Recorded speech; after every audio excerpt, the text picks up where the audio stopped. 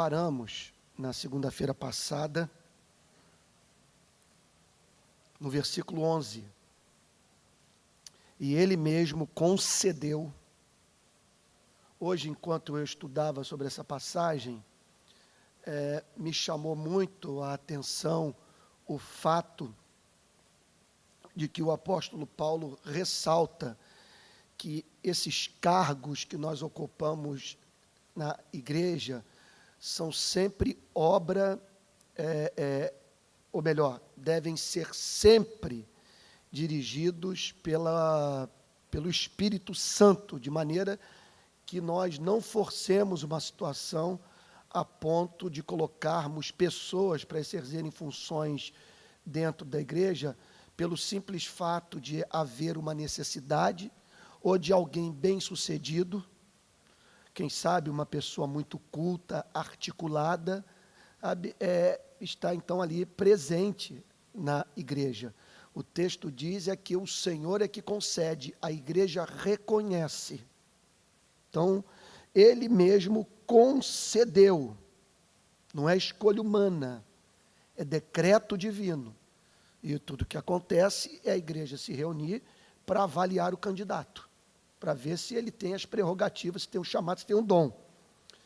Ele mesmo concedeu uns para apóstolos, outros para profetas, outros para evangelistas, outros para pastores e mestres.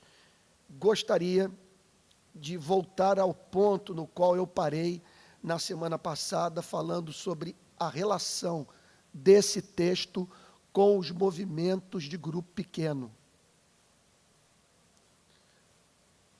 Hoje, estou lutando na minha igreja para tentar implantar uma estrutura de pequenos grupos. Entendo que eles viabilizam a comunhão, o exercício dos dons do Espírito Santo, são excelente estratégia evangelística, cooperam para o crescimento da igreja. Meu ponto é o seguinte, é a preocupação de nós minimizarmos o papel desses homens, cuja atividade ministerial é apresentada pelo apóstolo Paulo nesse verso 11, que eu gostaria de frisar, e não tenho palavras para ajudar.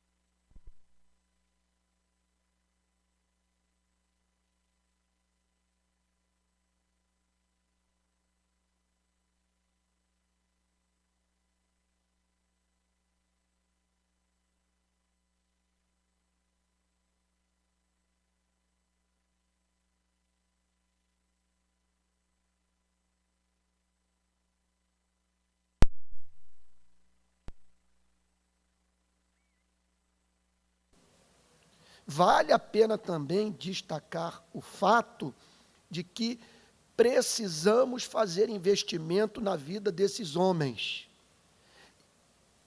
que carecemos de cristãos que exerçam esta atividade de tempo integral, porque não há como comparar o desempenho de alguém que exerce a atividade de docência ou de supervisão pastoral, não há como comparar o desempenho de quem trabalha de tempo parcial com quem trabalha de tempo integral.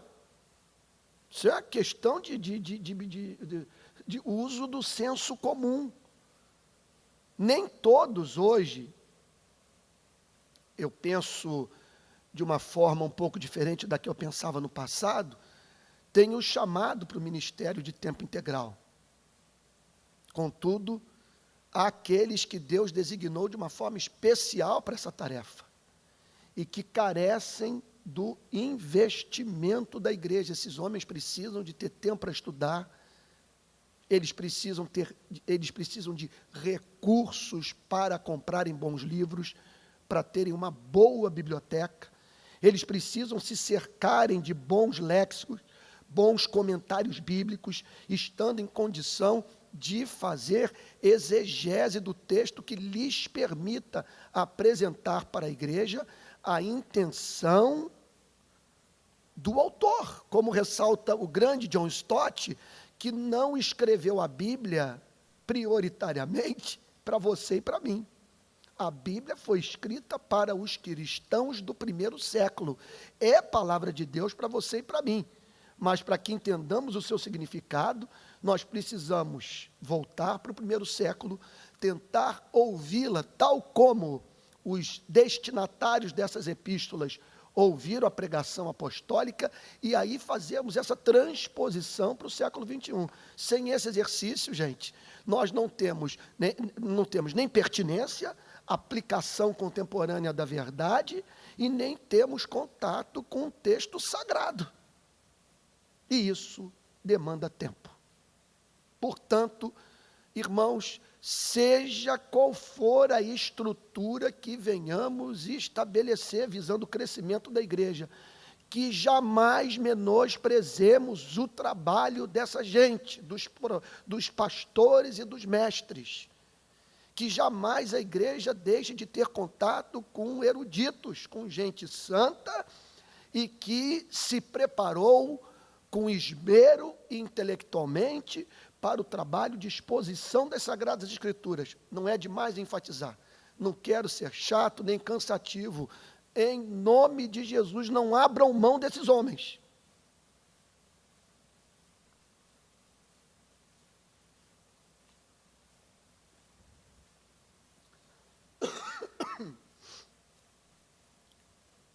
Para o que eles foram chamados? Verso 12 apresenta o principal vetor bíblico para o exercício do ministério pastoral, com vistas ao aperfeiçoamento dos santos. É que eu não terminaria a exposição aos Efésios se me detivesse no significado de cada palavra, cada frase. Porque uma declaração como essa é coisa de nós passarmos a noite inteira pensando o que o apóstolo Paulo está dizendo. Eu não saberia nem enumerar a quantidade de informação nessa frase, o aperfeiçoamento dos santos. Eu gostaria até de estar numa classe de escola dominical para, mediante uma interação com os irmãos, nós extrairmos desta frase a maior quantidade possível de informação, porque nós estamos diante de um oceano de verdade para o aperfeiçoamento dos santos. Então, olha, vou começar sem seguir uma ordem de importância, mas de acordo com aquilo que vem na minha mente. Vocês vejam, portanto, a excelência do ministério pastoral. O quanto o ministro tem que ser amado, tem que ser respeitado. E por que motivo? Por causa da excelência da sua vocação, por causa do escopo da sua atividade ministerial. Esse é um homem que está envolvido, nada mais, nada menos, com a tarefa de cuidar do crescimento espiritual daquele povo pelo qual Jesus Cristo morreu no Calvário. Então, esse é o chamado dos profetas, então, dos pastores e mestres. Então, vocês vejam só, poderíamos incluir aqui os evangelistas, de certa forma, os apóstolos, que continuam a falar através dos pregadores. Os profetas, que têm uma função, entre outras, de denúncia. São, entre outras coisas, repito, pessoas perturbadas que estão vendo o que os demais não conseguem ver e que por isso chamam a igreja para a lei do Senhor. Agora, observem, a tarefa do ministro não é entreter, não é transformar o culto num show.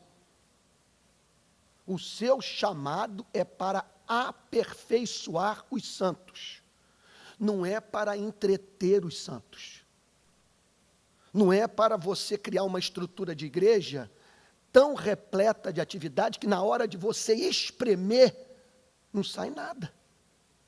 Uma vez que o número infindável de festas, de congressos, de sociedades internas, não cumpre a função descrita por esse versículo 12, o aperfeiçoamento dos santos. Então, gente, aqui está uma declaração que elimina toda a controvérsia. Aqui está, repito, um grande vetor, tanto para o ministério sagrado, como para a relação da igreja com seus ministros. Isso aqui existe para o aperfeiçoamento dos santos. Então, aí está o principal instrumento de aferição da saúde da igreja. Seus membros estão crescendo, estão amando mais a Jesus Cristo, estão parecidos mais com Cristo. Com isso, nós aprendemos também uma outra lição. Ninguém recebe tudo de uma só vez, como se converte. A santificação é processual, é o aperfeiçoamento, o que significa que a igreja, Jesus me ajuda, que a igreja deve buscar sempre a sua reforma, que nós não podemos jamais cruzar os braços, porque há sempre cruzar os braços, sabe, contemplando um cenário que julgaríamos ideal, porque, segundo essa passagem, a reforma é necessidade constante, diária, há sempre terreno a ser conquistado. Então, muito embora a eclesiologia do Novo Testamento tenha como pressuposto essa natureza santa da igreja, que você e eu somos santos, porque fomos separados dentre todos os povos da terra para pertencermos a Jesus, o nosso Salvador, essa passagem, contudo, pressupõe que há estágios na santificação. Somos santos, mas não tanto quanto deveríamos ser. Somos posicionalmente, vamos aqui para a teologia, santos. Deus olha para nós e nos vê santos através de Jesus Cristo. Mas do ponto de vista do desenvolvimento do nosso caráter, nós estamos sendo tornados santos. Então, a igreja chama os ministros para o aperfeiçoamento dos santos. Ou seja, gente, isso aqui tem que funcionar como uma escola de santidade. E é uma desgraça quando os bancos condicionam o púlpito. Quando uma igreja de crianças exige do pastor um espetáculo. Eu disse para vocês, eu tenho rodado o Brasil e me impressiona a quantidade de tecnologia que está sendo usada nos cultos. Mas percebe-se na nossa nação que, apesar de todo esse investimento que demanda grande soma de dinheiro em tecnologia, que visa especialmente atrair o jovem, está faltando exposição fiel, eu diria a palavra desinibida, ousada, corajosa das Sagradas Escrituras. O objetivo dos ministros é o aperfeiçoamento dos santos. Não é ser uma pessoa agradável. Não é, embora, claro, gente, nós não estamos falando de um ministro antipático, mas a Bíblia não está falando daquela pessoa amável que vai à tarde tomar chá com você, embora o amor, muitas vezes, desague nesse tipo de relação. Contudo, gente, a missão desses homens é serem instrumentos da graça divina para que, dia após dia, cada membro da igreja se pareça mais com o Senhor Jesus. E aí, uma frase, uma declaração de difícil interpretação. A frase que vem a seguir é uma das mais difíceis de se interpretar da Bíblia, e os eruditos, os estudiosos da carta aos Efésios, não têm uma posição unânime sobre o sentido de para o desempenho do seu serviço. Porque uma linha de interpretação diz que os apóstolos, os profetas, os evangelistas, os pastores e os mestres foram chamados para o aperfeiçoamento dos santos, a fim de que os santos sirvam uns aos outros no corpo de Cristo. Esta é uma interpretação. E não há a mínima dúvida que há base bíblica para uma declaração como essa. O que não se sabe é se é isso que esse versículo ensina. Porque há estudiosos que são da opinião que o desempenho do seu serviço é uma declaração alusiva ao ministério dos pastores e mestres, que eles foram chamados para o ministério, para ministrar, para servirem a igreja, a fim de que, mediante a atividade ministerial, a igreja seja aperfeiçoada. Olha, não foram poucas as vezes que eu vi grandes comentaristas bíblicos fazerem a seguinte declaração: como ambas as afirmações, isso a gente pode falar sobre várias passagens, são verdadeiras, fiquemos com as duas. Pode ser que o texto esteja dizendo que a atividade ministerial tem como objetivo o aperfeiçoamento dos santos, a fim de que os santos sirvam uns aos outros no corpo de Cristo. Pode ser que o texto esteja dizendo que esses homens são chamados por Deus para desempenharem o serviço de aperfeiçoar os santos.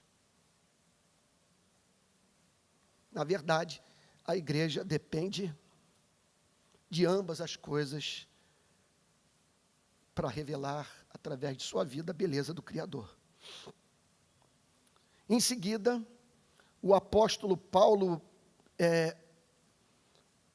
passa para uma metáfora tirada do campo da engenharia, da arquitetura, para a edificação do corpo de Cristo.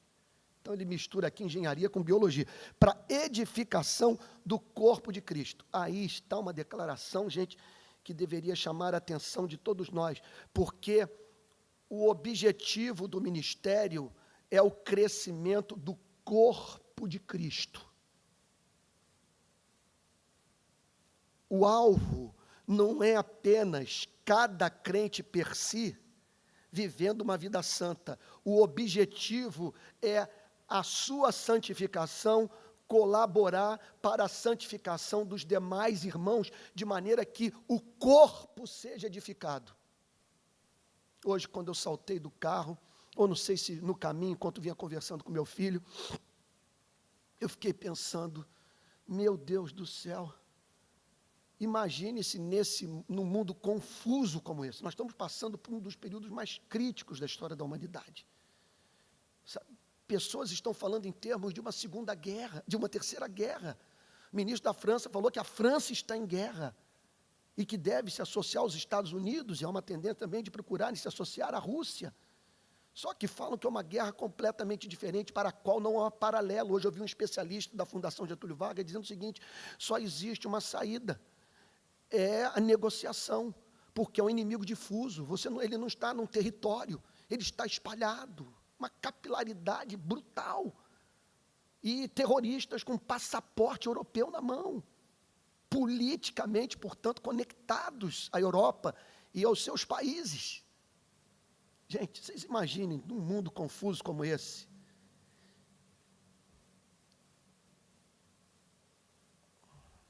meu Deus, se o corpo de Cristo estivesse funcionando, que seria um Cristo presente nesse planeta através de milhões e milhões de seres humanos, conectados, se amando, com uns servindo aos outros. E essa igreja em movimento,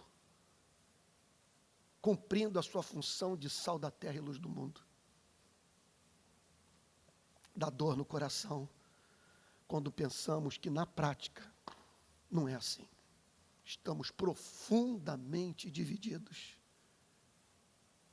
E hoje, membros da nossa igreja ignoram as doutrinas mais importantes das Sagradas Escrituras, por falta de ensino sólido nas nossas congregações. Então, o objetivo é a edificação do corpo de Cristo. Vocês vejam, portanto, o papel da igreja, a importância da igreja, a missão da igreja, a edificação do corpo de Cristo. Verso 13. Até que todos cheguemos à unidade da fé e do pleno conhecimento do Filho de Deus. Isso é uma declaração extraordinária, usada pelos pós-milenistas. Os pós-milenistas, como Jonathan Edwards, por exemplo, acreditavam que o crescimento moral, intelectual da igreja seria ininterrupto.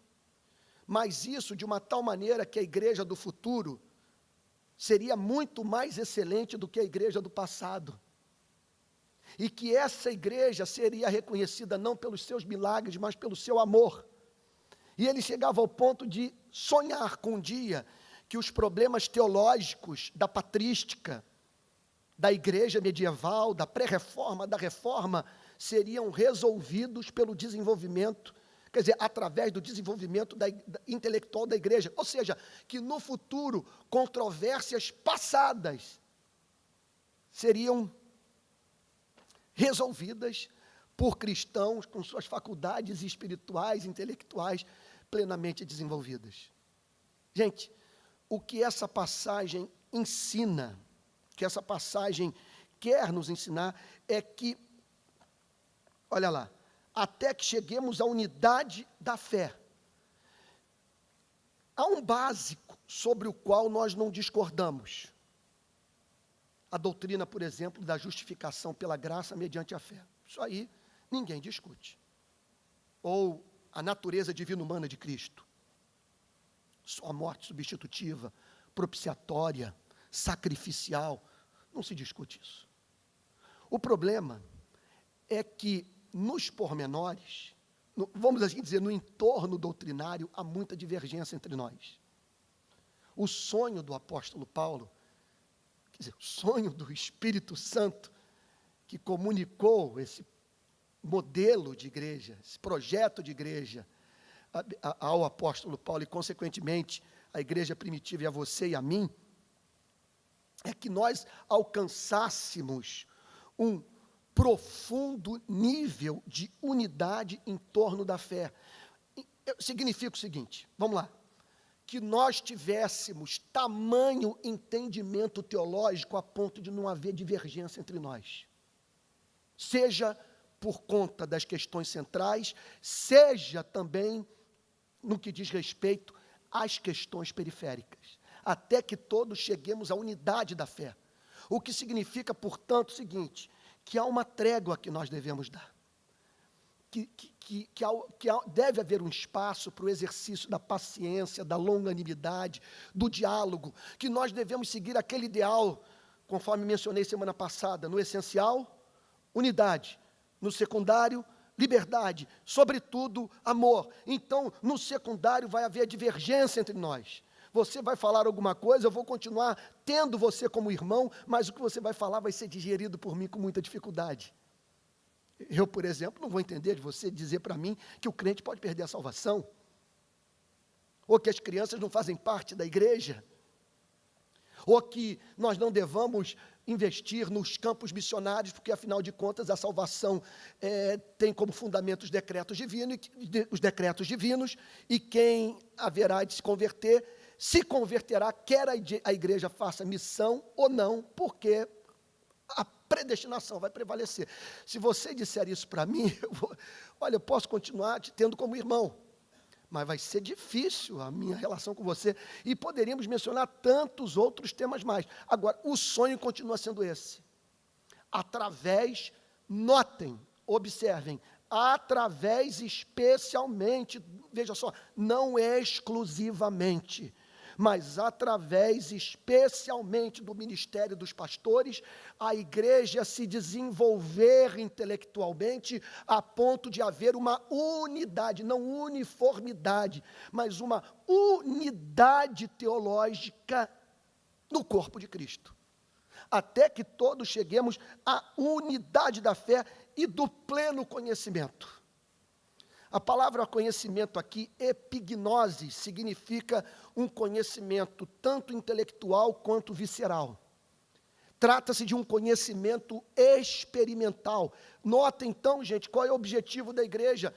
Irmãos queridos, em nome de Jesus, todas as nossas sociedades internas, os grupos pequenos, os congressos que nós realizamos, devem ter como objetivo a busca pela unidade da fé e o pleno conhecimento.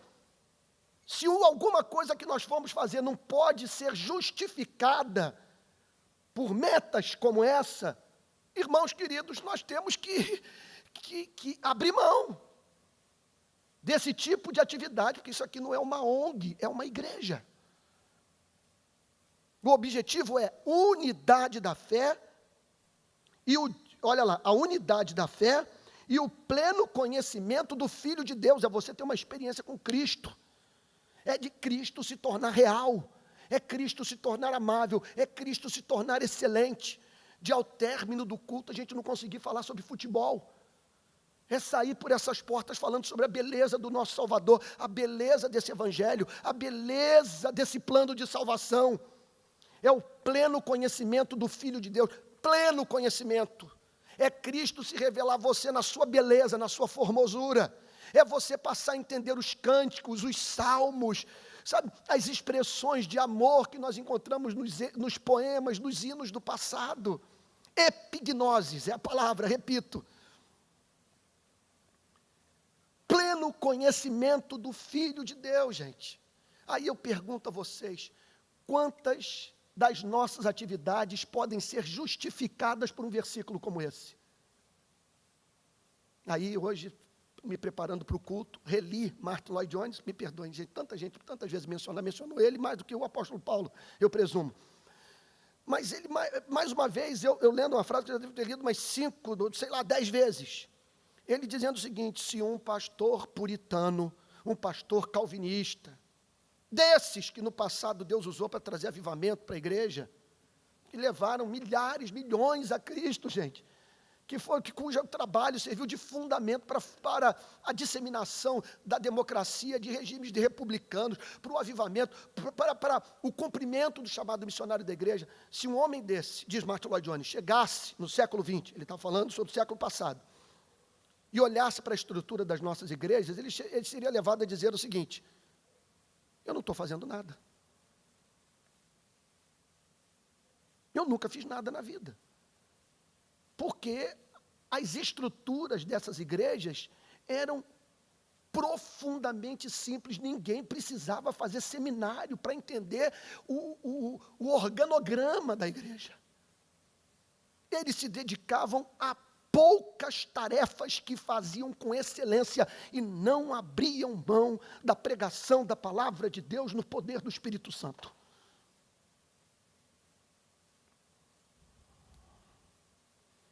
Com vistas ao aperfeiçoamento dos santos, para o desempenho do seu serviço, para a edificação do corpo de Cristo, até que todos cheguemos à unidade da fé, do pleno conhecimento do Filho de Deus.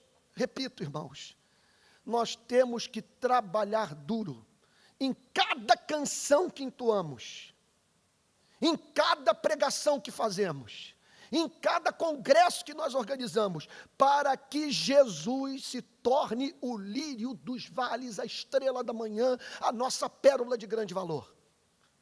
Ou seja, a igreja tem que crescer dia após dia em estima pelo Filho de Deus. Até que é a unidade da fé, a um lado intelectual, é uma igreja que mergulhou na Bíblia, é uma igreja encharcada de Bíblia, intoxicada, usando as palavras de John Stott, de Cristo, e que alcançou um nível mais profundo de unidade, que criou a plataforma para que, mediante a ação do Espírito Santo, essa igreja obtivesse o pleno conhecimento do Filho de Deus. Alguma coisa que, quando acontece, O culto tem hora para começar e não tem hora para terminar.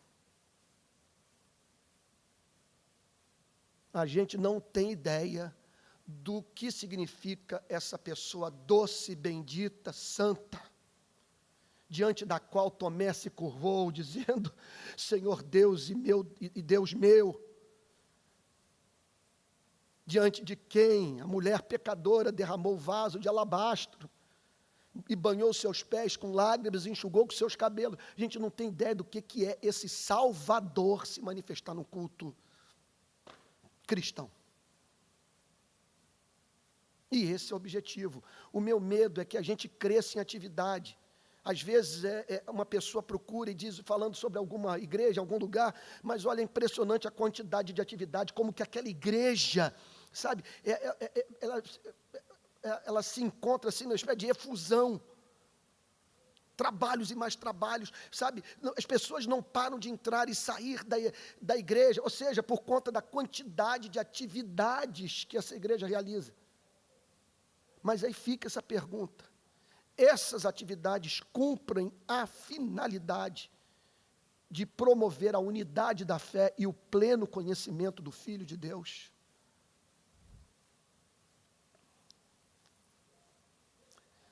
Verso 13, a perfeita varonilidade,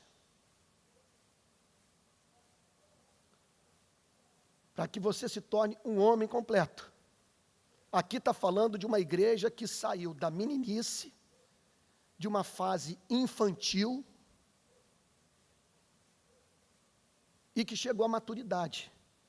A perfeita varonilidade, à medida da estatura da plenitude de Cristo. O que significa que o objetivo do ministério da igreja, e especialmente, repito, desses homens, não exclusivamente deles, mas esse texto nos ensina, repito, que essa é uma tarefa especial deles. O objetivo é essa igreja ser tomada da plenitude de Cristo. É cada um de nós ser tão parecido com Cristo quanto pode ser. Olha lá, à medida da estatura da plenitude de Cristo. É claro que você pode chegar num oceano com uma xícara de café e olhar para a xícara e dizer que ela está plena de água. Você pode chegar com um tonel de vinho. Ou então você pode encher uma piscina com aquela água do mar. A meta é que cada um se torne pleno dentro da sua medida. Daí, o chamado bíblico para nós ampliarmos a nossa capacidade de percepção desse amor. Abre bem a tua boca, que eu a encherei. Desenvolva a sua sensibilidade para Cristo. Que você se torne dia após dia mais apto de provar desse contato bem-aventurado e saber o que significou para Maria ficar aos pés de Cristo, absorta, completamente desconectada das demais atividades da vida. A perfeita varonilidade, à medida da estatura, da plenitude de Cristo. E aí, gente, o verso 14. Que verso? Para que não sejamos mais, ou para que não mais sejamos como meninos. O que significa que quando uma pessoa se converte, ainda que ela seja PhD da Universidade Federal Fluminense, é uma criança. E não há nada pior para a vida da igreja do que você dar um cargo para essa pessoa e sendo levado, portanto, pelo pensamento de que é muito bom para o novo convertido que você dê um trabalho para ele. Isso pode destruir sua vida. Isso pode fazer com que ele se queime. E até mesmo levar uma surra dos demônios que podem se virar para ele e dizer, eu conheço Paulo e Jesus Cristo, mas nunca ouvi falar no seu nome. Por isso que a Bíblia diz, para nós não impormos as mãos sobre neófito. Outra advertência para a estrutura de grupo pequeno. Vamos usar essa mão de obra, vamos lutar por essa estrutura, mas em nome de Jesus, que o nosso ideal seja um ideal bíblico.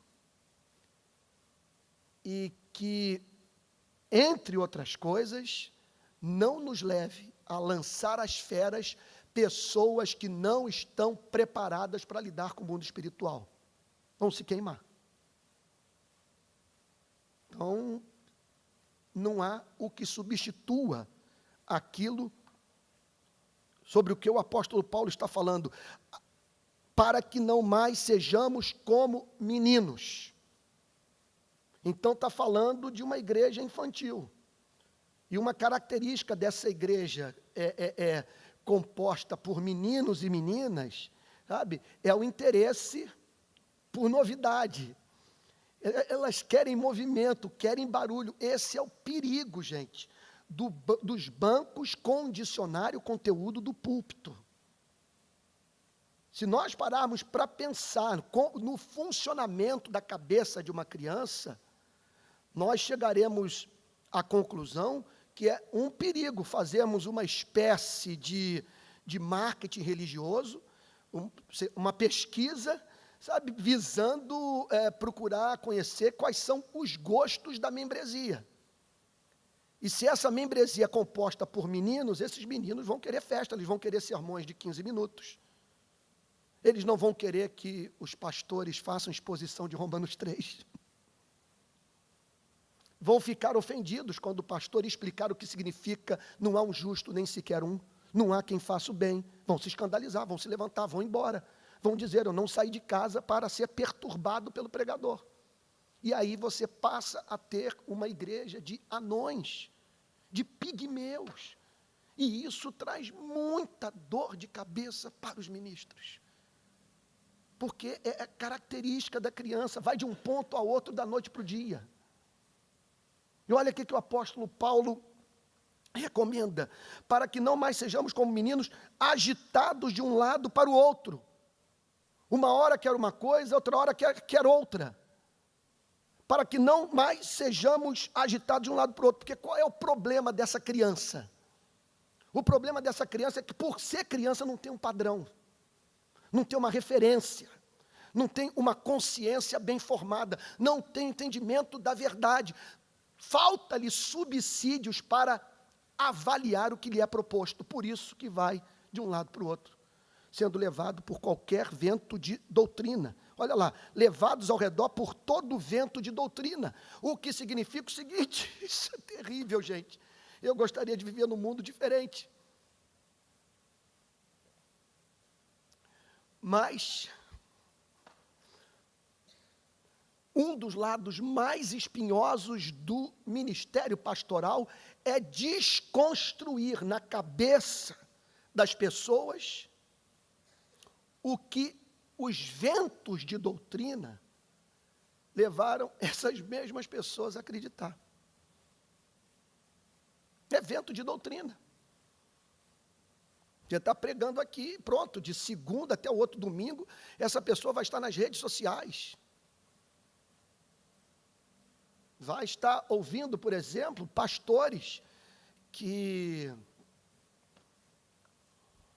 muito simpáticos, muito positivos, que só pregam sobre a graça divina e não pregam sobre todo o conselho de Deus, porque não podem pregar, uma vez que eles não vão proclamar aquilo que condena a sua vida pessoal, o seu passado. Vento de doutrina. Isso significa também nós perdemos o escrúpulo para denunciar esses ventos de doutrina. Muitas vezes, em nome do amor, em nome da unidade da igreja, nós deixamos de dizer, cuidado com esse pregador, cuidado com esse blog, com esse site, com essa revista, com o que esse homem escreve, cuidado com esse modelo de espiritualidade. Para que não mais sejamos como meninos, agitados de um lado para o outro, levados ao redor por todo o vento de doutrina. Então, qual é, olha aí, Irmãos queridos, vejam a envergadura, a complexidade desse ministério. É através desse trabalho no púlpito, nas classes de escola dominical, nos grupos pequenos, nos congressos, nos livros que são escritos, nas canções que compomos,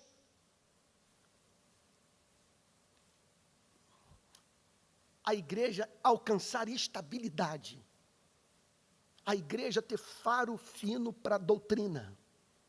Eu me lembro que eu estava com o meu filho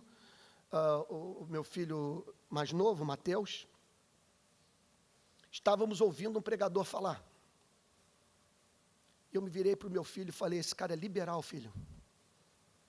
Meu filho, papai, não é possível. Como é que você sabe disso? Meu filho, ele é liberal. Vocês sabem o que é o pregador liberal. O pregador liberal é aquele que usa o púlpito, que é mantido com o dízimo da igreja, mas que nega a inspiração das Sagradas Escrituras. Declara que Cristo não veio para morrer pelo pecador, ele veio para viver e apresentar para a humanidade um grande exemplo.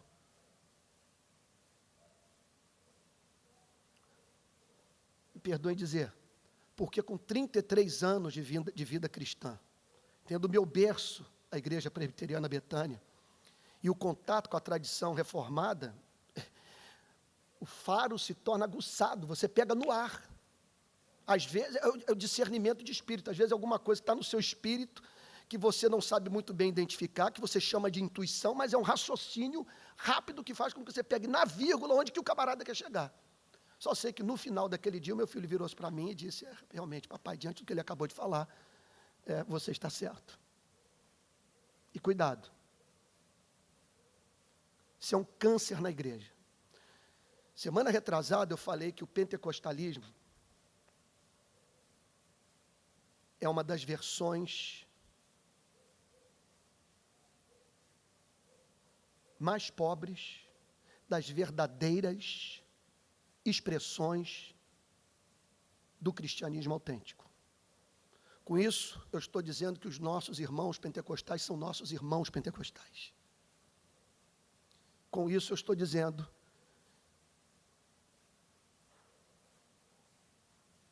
que não podemos permitir que a cultura pentecostal prevaleça. Com isso, também não quero negar que conheço pentecostais maravilhosos e que costumo encontrar pentecostais vivendo vida mais santa do que a maioria dos reformados que eu conheço.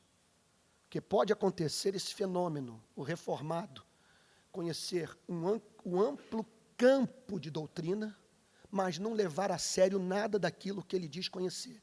Enquanto que o pentecostal conhece o mínimo, mas entra de coração e alma. Se dedica, e ora, e clama, e vive à luz do pouco que conhece. Amo esses irmãos, minha dívida é incalculável. Agora, o liberal, gente, é um câncer. Acabou com as igrejas presbiterianas na Zona Sul do Rio de Janeiro.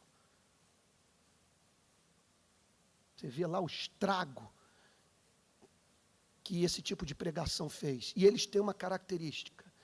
Um discurso para a academia e outro discurso para a igreja. Eu sei de pastor liberal que diz o seguinte, eu não posso pregar na igreja que eu prego na academia. E por quê? Vai morrer de fome. Vento de doutrina. Vento de doutrina. Para que não mais sejamos como meninos agitados de um lado para o outro, portanto, a meta é estabilidade. A meta é a igreja com discernimento. E às vezes eu fico preocupado, gente. Outro dia, alguém virou-se para mim e disse, pastor, eu gosto tanto do senhor, porque o senhor prega igualzinho ao pastor fulano de tal. Não vou mencionar o nome, porque eu não quero pecar. Mas que eu tenho como o extremo oposto do meu ministério. Então, me preocupa isso, quando você vê pessoas transitando nos mais diferentes mundos, sem a mínima capacidade de discernir a diferença entre uma coisa e outra. Porque são meninos, agitados de um lado para o outro, por todo o vento de doutrina, Agora, olhem só como que esses falsos mestres trabalham. Pela artimanha. Pela artimanha. Eles enganam. Eles praticam a arte do ilusionismo. Eles são dissimulados. Eles estão mais interessados no seu bolso do que na sua santificação. E vou dar uma dica para vocês. Olha aí, em nome de Jesus. Em nome de Jesus. Olha, eu tenho pregado aqui, gente. O tempo todo que vocês, assim, me verem pregando no púlpito da Igreja Betânia, vocês olhem para um homem que se vê diante do privilégio de pagar uma dívida. Eu devo minha vida a essa igreja. Por isso, falo da forma como eu falo, procurando oferecer o melhor de mim. Hoje eu passei o dia inteiro, não quero ficar aqui de melodrama, passei o dia inteiro de cama, completamente indisposto, cansado, desanimado até mesmo. Mas ao pensar em estar aqui com a minha igreja, com vocês, com os meus pastores que me pegaram espiritualmente, vamos assim dizer, no colo, e ouvindo com toda a humildade, isso é uma coisa que me eletriza.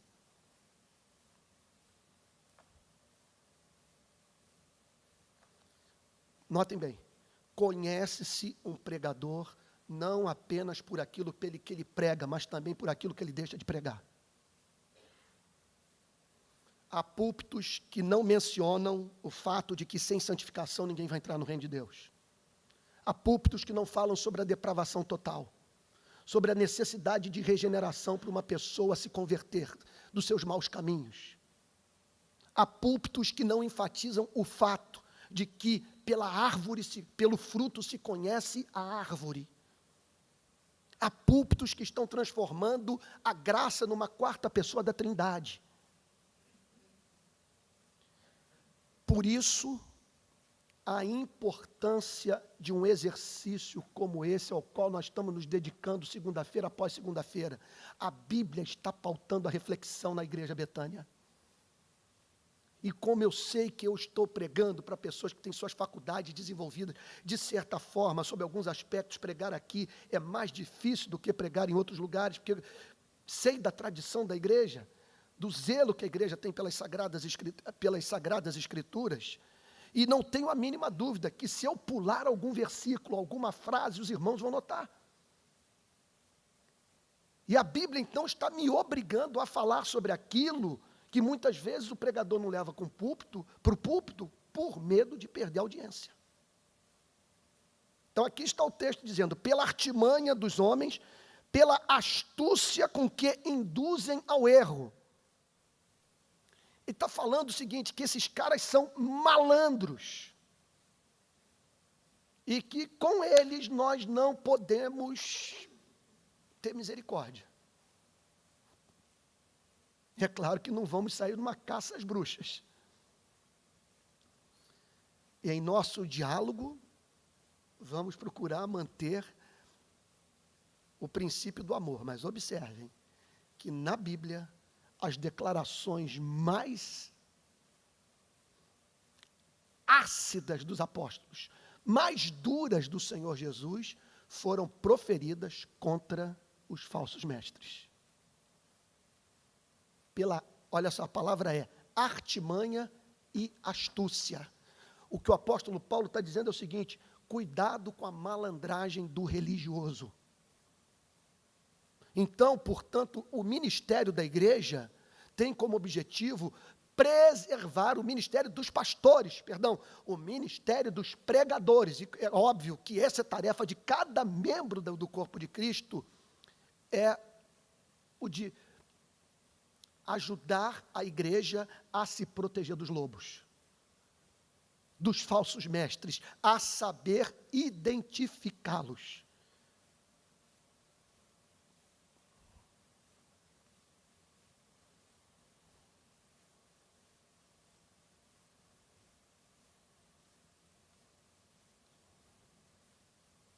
Verso 15, estamos terminando. Mas, seguindo a verdade em amor, no grego, a ideia é de conversando sobre a verdade. debatendo sobre a verdade, falando sobre a verdade em amor. O que o apóstolo Paulo está dizendo é que o que viabiliza tudo isso é a palavra de Deus e que a igreja, portanto, depende do que é falado, do que é ensinado, do que é proclamado, que a igreja deve revelar um grande zelo pela verdade. Olha, nesse ponto, deixa eu falar mais uma vez sobre a querida igreja Betânia. Eu posso dizer que em 33 anos de vida cristã, morando em Niterói, eu vi muito trabalho que poderíamos considerar promissor naufragar. E a igreja Betânia, nesses anos todos, desde a década de 60, ali, com sua, vamos assim dizer, com sua nau, singrando os mares, por um grande motivo. Essa igreja sempre valorizou a escola dominical. Todos os ministérios que eu vi em Niterói, que se basearam em profecia, naufragaram. Adultério, pessoas casando mediante profecia, pessoas dizendo que a palavra do profeta ou da profetisa tinha mais autoridade do que a própria palavra de Deus. E a Betânia, sem negar os dons do Espírito, escola dominical, pregação expositiva, ensino da palavra de Deus, está aí. Não é perfeita, mas está de pé. É porque não há substituto para isso, seguindo a verdade em amor. Agora, esse é o problema.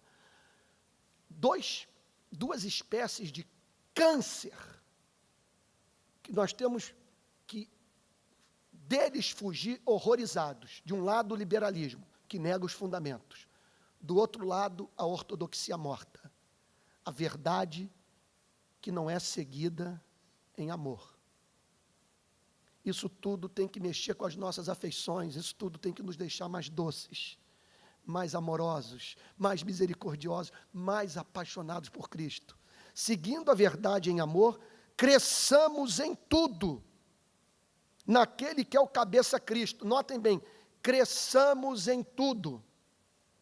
O que significa? É tanta informação, né, gente? É tanta riqueza. E eu fico aqui aflito pela quantidade de informação que tem que ser suprimida para a gente terminar a exposição. Senão não termina. Cresçamos em tudo. Não há mínima dúvida que o apóstolo Paulo está dizendo que tem que haver simetria na igreja. É cresçamos em tudo. Que a igreja não pode ser uma monstruosidade. Uma igreja só voltada para a experiência mística. Uma igreja só voltada para a doutrina. Uma igreja só voltada para a justiça social, missões ou grupos pequenos. Uma igreja de púlpito monotemático, que só prega sempre sobre a mesma coisa. É cresçamos em tudo, o que significa que o pastor tem que pregar todo o conselho de Deus, tem que haver uma dieta equilibrada. Porque pessoas podem, tanto do ponto de vista da sua relação com a manutenção do seu corpo, da sua vida física, elas podem morrer por inanição ou por uma dieta desequilibrada. E o mesmo acontece na igreja. Todos nós pregadores temos as nossas doutrinas favoritas. Daí a importância, muitas igrejas fazem isso, de se guiarem pelo calendário cristão e condicionarem a pregação às datas do calendário, Natal, Pentecostes, a Semana Santa, por aí vai. Outras igrejas regem a pregação pelos catecismos, pelas confissões de fé, os pastores procurando cobrir todo o corpo doutrinário, e muitos pregadores usam como método a pregação expositiva de livros inteiros da Bíblia. Vocês vejam Efésios. Só nesses meses nós já vimos, já estudamos sobre a quantidade de doutrina que nós examinamos aqui nesses meses, gente. E por quê? Porque estamos deixando a Bíblia, repito, pautar a pregação. Então, olha lá, cresçamos em tudo naquele que é o cabeça Cristo. A meta é linda e deveria eletrizar a todos nós, gente. Todos nós, porque o texto está dizendo o seguinte, é Cristo cabeça com esse corpo monumental, composto por milhões de crentes, conectados uns aos outros, conectados a Cristo. Vocês imaginem essa igreja hoje funcionando nesse momento da história no planeta Terra. Imagine esse ideal. Cresçamos em tudo naquele que é o cabeça Cristo. É Cristo cabeça com uma igreja que não é uma monstruosidade. Uma igreja, vamos assim dizer, que sofre de alguma espécie de deficiência física. É uma igreja na qual há simetria. Busca o batismo com o Espírito Santo, estuda teologia, defende o direito do oprimido, evangeliza através dos grupos pequenos, faz a obra missionária. Uma igreja na qual seus membros amam uns aos outros. Simetria. Corpo de Cristo. Isso significa, portanto, que nós dependemos uns dos outros. E que se alguma coisa vai mal com uma parte desse corpo, é impossível o corpo como um todo não ser afetado. Cresçamos em tudo naquele que é o cabeça Cristo. Último versículo da noite. Podem dar glória a Deus aí. De quem todo corpo, bem ajustado e consolidado. Ele está falando, obviamente aqui é muito claro, ele está de uma conexão entre os membros, de um ajuste entre eles. Gente, notem bem, é mais do que um ajuste visando a comunhão do corpo de Cristo, é um ajuste visando a missão no mundo. Olha só, são pessoas conectadas umas às outras, cada uma cumprindo sua função no corpo, e esse Cristo gigantesco se movimentando pelo planeta, e libertando, e curando, anunciando sua palavra. Vocês imaginem hoje um Cristo como esse no coração da Europa, gente, em Paris. O que mais me causa agonia hoje é saber que a França há muito não está tão vulnerável para a pregação do Evangelho como se encontra nesses dias. Agora, onde encontrar templo? Onde encontrar pregadores fiéis pregando a palavra de Deus? De quem todo o corpo bem ajustado e consolidado, pelo auxílio de toda a junta, do que conecta um ao outro, segundo a justa cooperação de cada parte. Olha aí, gente, olha aí a estrutura de grupos pequenos, olha aí agora o trabalho não se restringindo mais à atividade ministerial dos pastores e mestres que trabalham de tempo integral. O texto agora está descrevendo, olha lá, segundo a justa cooperação de cada parte. Agora aqui é um auxiliando o outro, é um dando suporte ao outro para que este cumpra a sua função no corpo de Cristo. Que coisa linda, gente. Efetua seu próprio aumento. Aqui não é mais cada cristão per si crescendo espiritualmente, embora isso esteja envolvido, mas é a igreja crescendo como corpo. Eu acredito que, em parte, isso aconteceu na nossa querida igreja lá na Barra. Houve a chacina de vigário geral, houve a chacina da Candelária, chacina de queimados, a nossa igreja não fez nada. Simplesmente nós não tínhamos preocupação com a justiça social. De 2007 para cá, essa crise. E de repente eu me deparo com a minha igreja entrando nas favelas, os meus presbíteros entrando nos barracos. A igreja organizando manifestações de rua, e as nossas manifestações correndo o planeta. Agora mesmo, no sábado passado, 2 membros da minha igreja e eu subimos o Corcovado e fizemos uma manifestação para a qual nós gastamos R$20. As imagens foram para o mundo inteiro, New York Times, capa do jornal Globo, R$20. 3 membros da Igreja Presbiteriana da Barra. Se você me perguntar o que aconteceu, nós crescemos. Crescemos como igreja, nós não entendíamos que não dá para dissociar o pobre da missão da igreja, que esse Cristo, quando ele cresce, ele vai para o pobre, vai para o explorado, para o necessitado, que ele dá voz para o oprimido. Então, olha lá, segundo a justa cooperação de cada parte, efetua seu próprio aumento para a edificação de si mesmo em amor. Tudo feito com doçura, tudo feito com amor, tudo feito com senso de privilégio de você estar envolvido numa obra tão gloriosa como essa, cujo objetivo é a edificação em amor do corpo de Cristo. É isso virando um templo lindo para a habitação do Espírito Santo. Uma cidade edificada no monte. Que coisa linda, gente, é a igreja. Como tudo isso é empolgante, apaixonante. E que tarefa árdua Deus pôs diante de nós. E que sonho, e que privilégio, repito, poder estar envolvido em obra tão maravilhosa, cujas consequências são eternas. Que Deus abençoe. Em nome de Jesus.